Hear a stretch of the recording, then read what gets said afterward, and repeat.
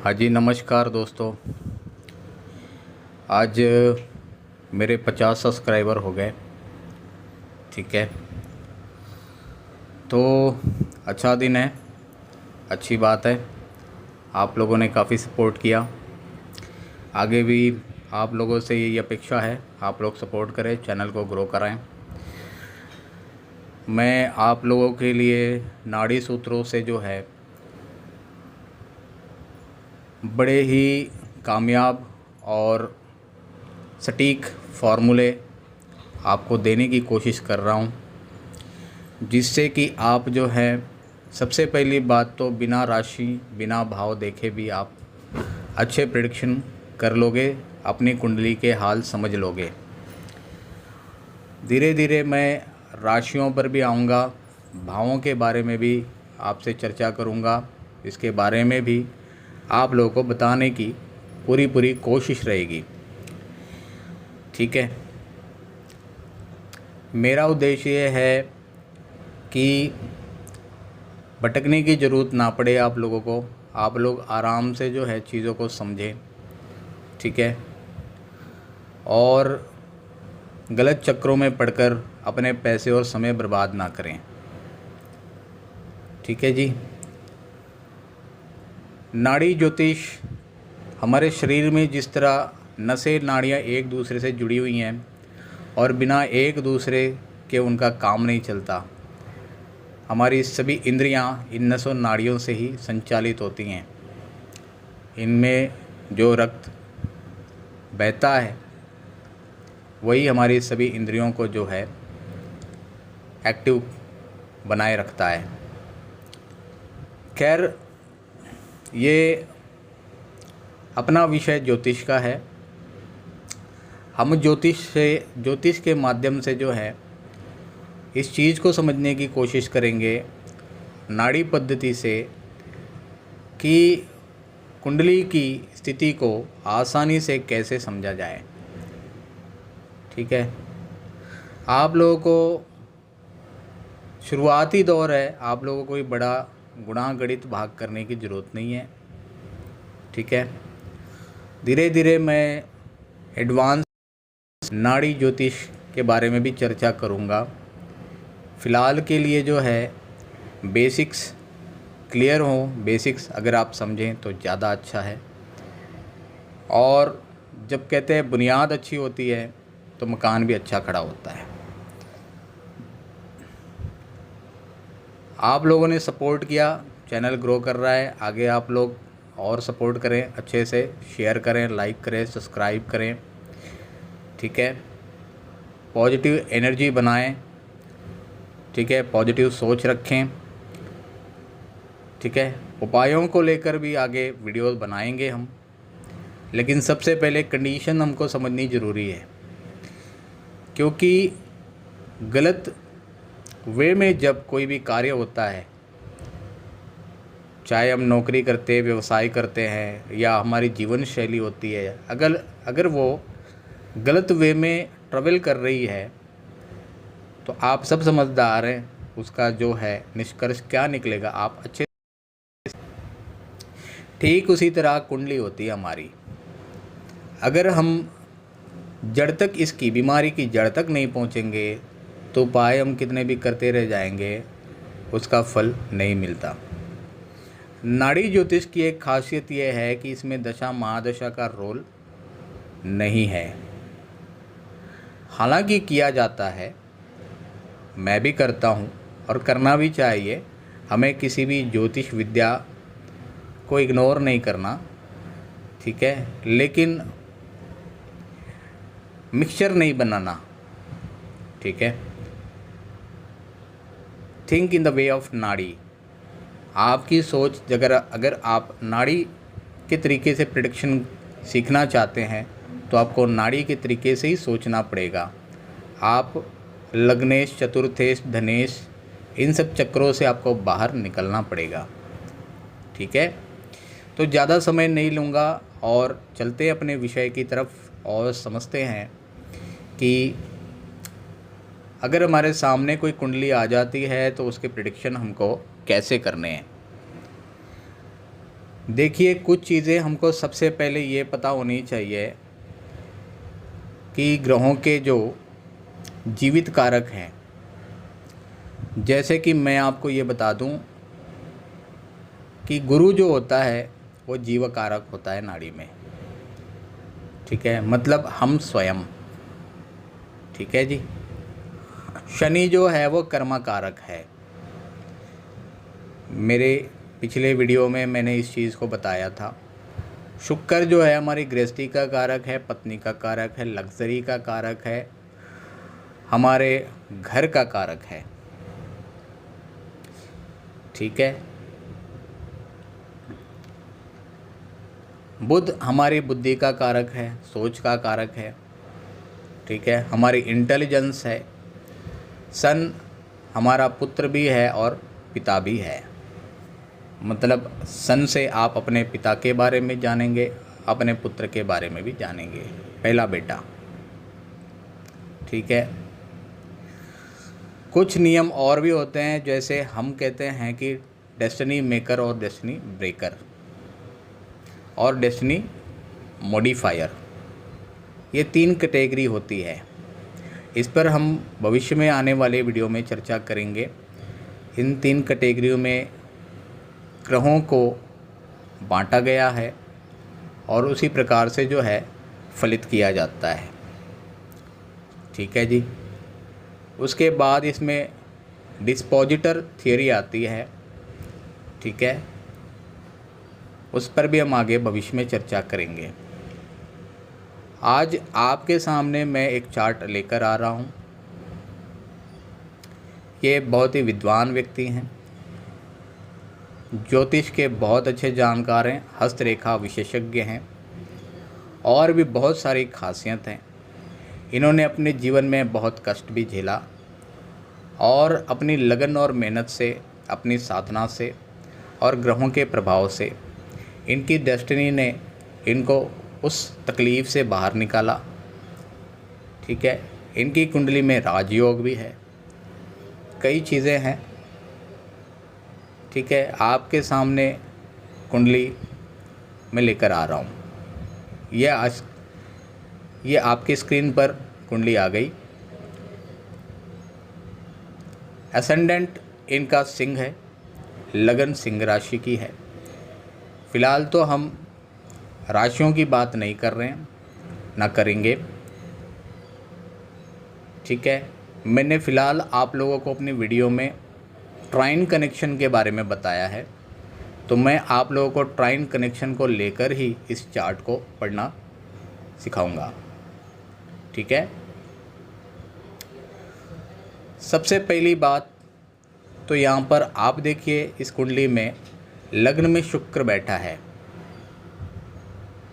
ठीक है, और गुरु 7वें घर में बैठा है। ठीक उसके सामने हमें जातक के बारे में जब भी जानना है तो हमें सबसे पहले जो है जुपिटर को देखना है, मतलब गुरु को देखना है।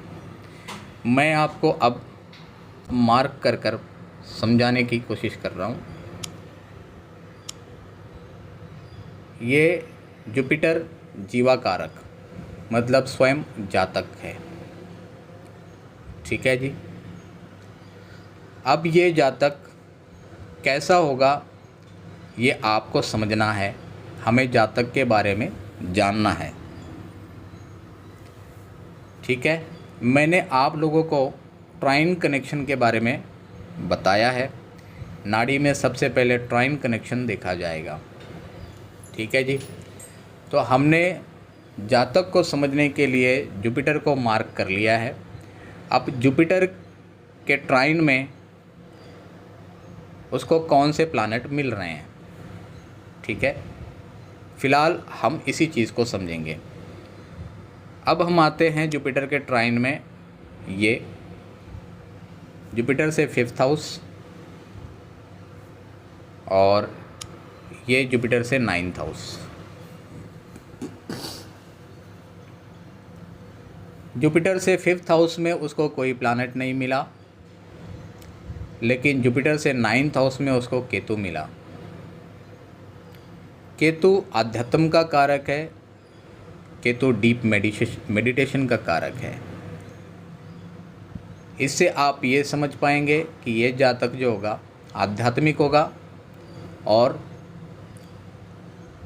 ईश्वरीय शक्ति पर विश्वास करने वाला होगा और मेडिटेशन करने वाला जातक होगा। ठीक है, अब हम आते हैं 7th हाउस में। जुपिटर से 7th हाउस में जब आप जाते हैं, यहाँ पर आपको शुक्र मिलता है। मैंने आप लोगों को पहले बताया है, शुक्र लग्जरी का कारक है, घर मकान का कारक है, पत्नी का कारक है, पैसे का कारक है। तो जातक धनवान होगा। ठीक है, मतलब जातक के पास धन आएगा। तो हमने 2 चीज़ें अभी फ़िलहाल समझ ली जुपिटर के ट्राइन से कि जातक आध्यात्मिक होगा, ईश्वरीय शक्ति में विश्वास करने वाला होगा, साधक होगा। ठीक है, धन योग है, उसको साफ सुथरा रहना पसंद होगा, उसको लग्जरी मिलेगी उसको। इतनी चीज़ें हमने जुपिटर से देख ली। ठीक है जी, अब हम इस जातक की पत्नी के बारे में देखने की कोशिश करते हैं। मैं अब ये सारे मार्किंग हटा दिया, मैं अब इन सारे मार्किंग को हटा दे रहा हूँ और अब हम पत्नी के कारक शुक्र को देखेंगे। ये पत्नी का कारक शुक्र। अब इस शुक्र के ट्राइन में हम जाएंगे, माफ़ करिएगा, अब हम पत्नी के कारक शुक्र के ट्राइन में जब जाते हैं तो उसको सबसे पहले मंगल मिलता है। मंगल का प्रभाव क्या होगा? मंगल एंगर का कारक है, आग्रेशन का कारक है। ठीक है, करेज का कारक है। तो पत्नी थोड़ी गर्म मिजाज होगी, आर्गुमेंटिव होगी। आर्गुमेंट करने वाली कहने का मतलब है थोड़ा गुस्सा होगा, चिड़चिड़ापन भी होगा। मंगल की एनर्जी पत्नी में पूरी पूरी मिलेगी। ठीक है जी, अब चलते हैं दूसरी तरफ शुक्र के ट्राइन में, जहाँ पर राहु मिलता है। जब राहु शुक्र से कनेक्ट होगा, बंदे के पास अच्छा खासा पैसा होगा, घर मकान कम से कम 2 मंजिला 3 मंजिला होगी।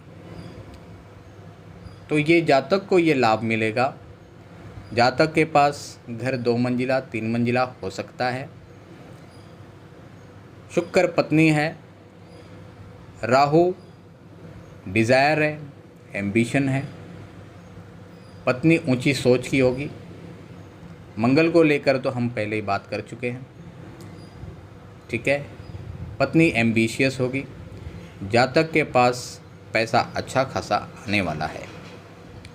ठीक है, हालांकि मंगल अपना बुरा असर भी दे रहा है।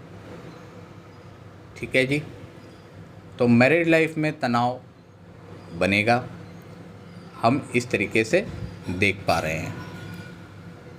अब कुछ और ख़ास बातें हम समझने की कोशिश करते हैं जातक के कार्य क्षेत्र को लेकर।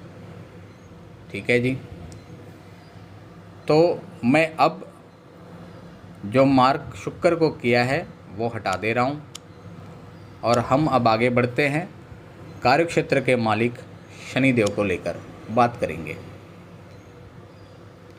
शनिदेव महाराज 4थे घर में बैठे हैं। शनिदेव महाराज 4थे घर में बैठे हैं और इनके ट्राइन में देखा जाएगा, एक तरफ चंद्रमा है और दूसरी तरफ सूर्य और बुध हैं।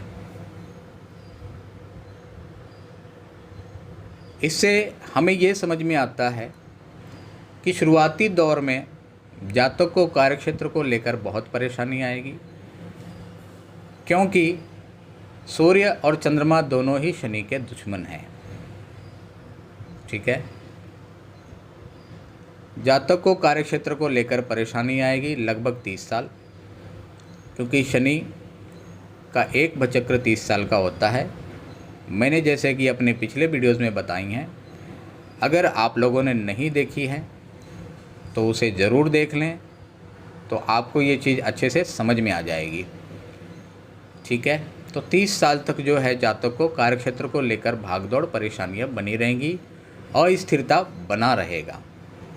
ठीक है, 30 साल के बाद ये शनि आ जाएंगे 5th हाउस में। मैं शनि को 5th हाउस में लिखने की कोशिश कर रहा हूँ ताकि आप लोगों को अच्छे से समझ में आए। ये शनि को मैंने 5th हाउस में रख दिया। 30 साल के बाद जब शनि 5th हाउस में आ गए, अब शनि का ट्राइन हम बनाएंगे। ये शनि का ट्राइन बनेगा ऐसा, और दूसरा ट्राइन बनेगा ऐसा। ठीक है, तो यहाँ पर शनि को एक दुश्मन मिल रहा और दो दोस्त मिल रहे हैं, एक शुक्र और एक राहु। इसका मतलब ये है अब ये योग एक्टिवेट हो गया, ट्रिगर हो गया। जातक के पास 30 साल की उम्र के बाद अच्छा खासा धन आने वाला है। ठीक है, बहुत अच्छा पैसा कमाएंगे, लग्जरी बहुत अच्छी आएगी, गाड़ी मिलेगी, गाड़ी लेंगे। ठीक है, राहु सोशल मीडिया का कारक है, इंटरनेट के माध्यम से धन कमा सकते हैं, विदेश से धन कमा सकते हैं। ठीक है जी, क्योंकि हम जब देखते हैं तो मैं इसको अलग कलर करता हूं ताकि आप लोगों को अच्छे से समझ में आए। ये मैं ब्लू कलर कर ले रहा हूं ताकि आप लोगों को अच्छे से समझ में आए। ये ट्राइन शनि का जो अब बन रहा है इस तरीके से, जिसमें शनि, शुक्र और राहु कनेक्ट हो रहे हैं। हालांकि मंगल अड़चने देने का काम जरूर करेंगे, लेकिन शनि के दो मित्र उसके ट्राइन में आने से शनि बहुत मजबूत हो जा रहे हैं, जिससे जातक को लग्जरी, सोशल मीडिया से धन प्राप्ति का योग, विदेश जाने का योग, विदेश से धन आने का योग, इस तरीके से इनको लाभ मिलेगा अगले 30 साल। ठीक है जी, अब कुछ और ख़ास बातें हम जानने की कोशिश करेंगे। केतु इनके तीसरे घर में बैठा है। ठीक है जी, केतु जो है ट्रैवल करेगा जब, तो आपको पता है केतु का ट्रैवल जो होगा वो इस तरह से होगा, मतलब ये हमेशा वक्री होते हैं, राहु और केतु। ठीक है, इस तरीके से। तो अब ये जो केतु है,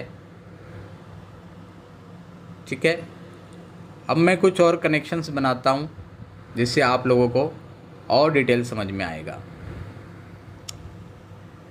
ये शुक्र का ट्राइन मैं फिर से बना दे रहा हूँ यहाँ पर ऐसे,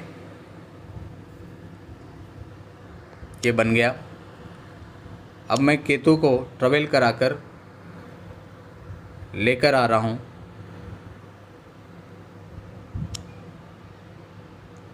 लग्न में। तो दोस्तों, यहाँ पर केतु जो है तीसरे घर से ट्रैवल करके आ गया है 1st हाउस में। यहाँ पर शुक्र केतु की युति हो जाएगी और मंगल और राहु 5वें और 9वें मतलब ट्राइन में मिलेंगे। यहाँ पर ये संबंध ये बनता है कि यह जातक जो होगा मेडिकल क्षेत्र का अच्छा खासा नॉलेज रखने वाला होगा। ठीक है, मेडिकल क्षेत्र का अच्छा खासा नॉलेज ये रखेंगे।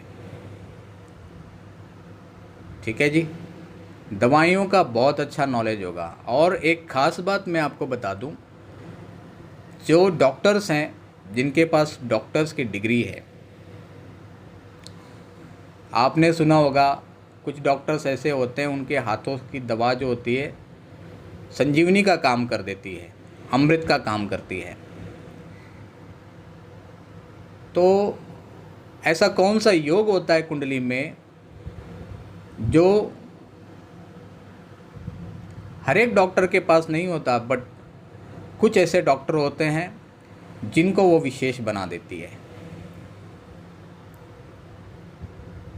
तो आपके सामने जो मैंने अभी केतु को लग्न में लाके रखा है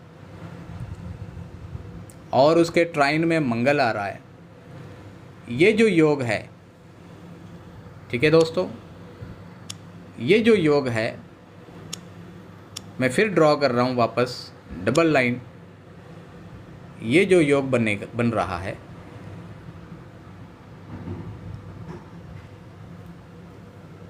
ये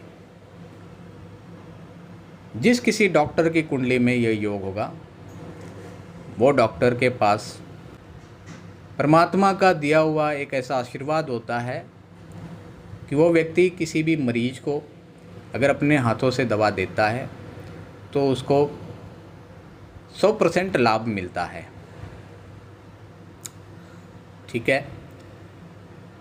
और ख़ास बात ये भी है, मैंने आपको जैसे बताया है, एक और लाइन में ड्रॉ कर रहा हूँ जिसके माध्यम से आपको और अच्छा समझ में आएगा। ये जुपिटर के सामने शुक्र है, शुक्र संजीवनी है और जुपिटर जो है वह जीवा कारक है। मतलब यह व्यक्ति कितना भी बीमार हो जाए, ये ठीक होना ही है, क्योंकि इसके ऊपर शुक्र की नज़र है। ये हर बार खतरों से बचेंगे, गंभीर से गंभीर बीमारी से बचेंगे ये, और गंभीर से गंभीर बीमारी से लोगों को बचा भी लेंगे, क्योंकि संजीवनी के देवता, संजीवनी विद्या के जानकार शुक्र की दृष्टि जीव पर है, गुरु पर है। और मैंने आपको बताया पहले ही अभी, शुक्र और केतु का कनेक्शन जो हो रहा है और मंगल ट्राइन में आ रहे हैं, ये बहुत अच्छे सर्जन भी बन सकते हैं अगर इन्होंने डिग्री ले ली। ये बहुत अच्छे आयुर्वेद के जानकार, मेडिसिन के जानकार, दवाइयों के जानकार हो सकते हैं। ठीक है जी। चलिए अब हम थोड़ा सा और आगे बढ़ते हैं, कुछ चीज़ों पर और डिस्कस करते हैं। अब मैं आपको ये बताने की कोशिश करने जा रहा हूँ कि ज्योतिष में ये कैसे आ गए और ज्योतिष का योग इनकी कुंडली में कैसे एक्टिव हो गया। ठीक है। तो दोस्तों आप ये देखिए कि जैसे मैंने आपको बताया था, केतु जब ट्रैवल करके शुक्र के पास आया और उसका कनेक्शन जीवा से बन गया। ठीक है।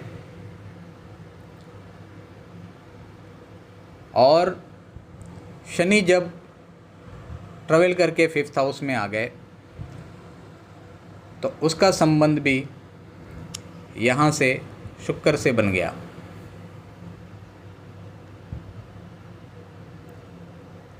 अल्टीमेटली ये जो एनर्जी है वो फ्लो करके जुपिटर मतलब स्वयं जातक पर आएगा। यही कारण है कि ये व्यक्ति बहुत अच्छे ज्योतिषी बन जाएंगे, बहुत अच्छी ज्योतिष करेंगे और इनकी ज्योतिष की ख्याति विदेशों तक जा सकती है, क्योंकि राहु फॉरेन का कारक है। ठीक है दोस्तों। अब कुछ और बातें मैं बताने की कोशिश करूंगा जो शुरुआती दौर में ये बीमार रहे थे, उसको लेकर भी थोड़ी चर्चा कर देता हूं।